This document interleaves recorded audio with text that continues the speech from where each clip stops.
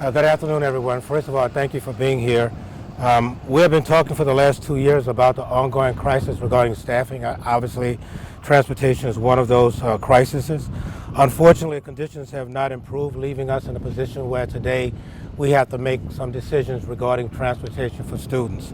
And so we've been working with Missouri Central, our new bus vendor, to try to remediate this problem, and we came up with a solution that we think can work for the first day of school, but obviously there'll be some impacts as it relates to certain schools. I'm left to take the temporary action of suspending all bus services for 8 schools, beginning on the first day of school. The anticipation is that for the first 2 weeks of school, 8 schools will not get transportation as they have historically received. Those schools are the following high schools: Collegiate, Central VPA, Sumner, Vashon, Gateway STEM, and Roosevelt. At the high school level, that will be 3 neighborhood schools and 3 magnet schools, and 2 elementary schools at this point in time: Betty Wheeler, formerly Kennard, or CJA if you want to call it that, and Mellencrot will also be affected. All special education students will not be impacted. Students in those schools who attend those schools that are special education will continue to receive their transportation services. The intent right now is that the district will be providing bus tokens and a $75 gas card to support those families to get to school on the first 2 weeks of schools if their families, and this is not by student but by family, and so that is what the expectations are right now. Principals are at this point in time contacting parents and working through the details that might be necessary to make sure that they get all of the communications. In addition to that, we have to reroute all of our schools. The only thing that was impacted with that would have been the notion of a bus number changing. For the most part, the bus times did not change. You might ask the question, how many students are impacted? That's about 3,369 students that will be impacted for this transportation challenge. The belief is that all students are eligible for transportation, but some had already prearranged transportation historically anyway, so that 3,369 will be the eligible number of students, but it doesn't necessarily mean that a student would have been receiving transportation. Again, we believe this is going to take place for the first 2 weeks of school. We will be working with families individually. Overall, all families are receiving some communication to this, but very specifically, those schools, the 8 schools, are receiving a very specific letter to them today, as well as a phone call, and we will be working over the next 4 or 5 days of school to make sure that we answer all of the questions that families might have. I want to thank our partner, Missouri Central, for working with us as it relates to trying to work out all the details. As you can imagine, we worked throughout the weekend to try to come up with the scenarios and the data and all of the kinds of things that might be necessary to address this. When we left the school year last year, we started with about 250 routes. Those route numbers are down as a result of optimization to about 214.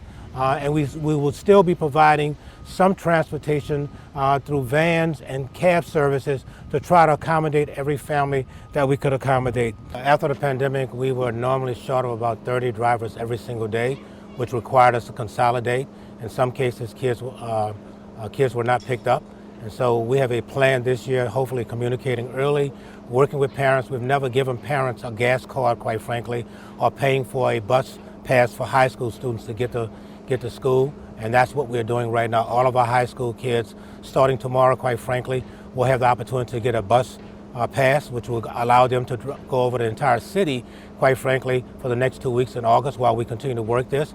And parents will need to have 95% of their kids need to be in school every single day, and we'll give them a $75 gas card if their kids are in school every single day. But after the pandemic, we had about a 30 to 40 route shortage almost every single day the last year. What about after school and before school programs? A lot of parents, both of those parents work or in single home families. That parent works. Are you guys extending hours in the morning, afternoon, making price exemptions or qualifications? Excellent question. For our 2 elementary schools, high school students, we're not doing that, but obviously they're old enough to get home and take care of themselves. But for the 2 elementary schools, we made a commitment for before care. We're still working on the aftercare. This just came about, so we have enough staff, we think, right now to accommodate parents who might drop off kids early. Both of these elementary schools are 9 o'clock schools, or 9:05, 9:20 schools, and so they can drop off kids as early as 8 o'clock in the morning, and we'll have staff that accommodate them at our cost to manage that piece. Dr. Adams, you switched bus companies this year from First Student to Missouri Central. Was that the right decision? Yes. Would you have been in this situation if you were with First Student? I can't speak to First Student. We feel it was the right decision and still feel that way 100% today. No changes in terms of that whatsoever. Is Metro committed to creating bus stops at these 8 schools, or do they already have it? So we are in communication with them today as well to ask them to increase the number of buses that might be necessary to address routes. We're also in contact with the police department as well. Obviously, we'll have a lot more students on routes than we've had before. So we're in collaboration with them today, as well as utilizing our own security staff to kind of address that issue as well. And there may be some further tweaks in terms of the school day and the school time as we work with principals to make some accommodations likely at the high school level. But we feel comfortable right now that we have a plan in place in coordination with our partners, Metro, as well as the police department, to address any outstanding issues. How can you ensure that students are going to be safe riding the bus, the Metro bus specifically to school? We've seen security issues on the Metro Link and the Metro bus in the past year. We're short more than 100 police officers across the city, so how can you ensure parents that their kids are going to be safe riding public transportation? I think the way that we assure the regular citizen, quite frankly, we will be utilizing our 135 officers.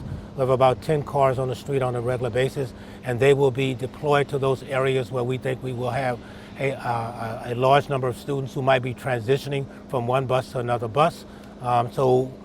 Obviously, we are going to you may do some tweaking in terms of school time, such that one school might start a little bit earlier, leave a little bit later, such that we're not overloading the buses. Again, we believe that this is a 10-day concern for our schools. And again, this represents probably about 2,600 high school students and another 600 or so elementary students right now, about 300 in each school and about 26. Again, students were already on Metro. Right now there'll be a larger number, obviously, but we are also encouraging families to drop kids off and pick them up as well.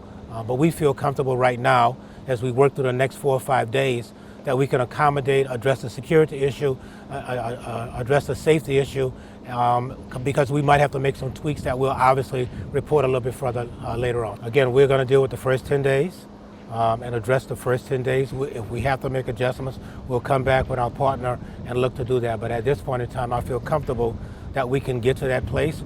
We were on the phone today, Ms. Allen and myself, with the state police with the idea of increasing some CDL license opportunities on Saturday, maybe as early as this Saturday, to get some persons through the pipeline.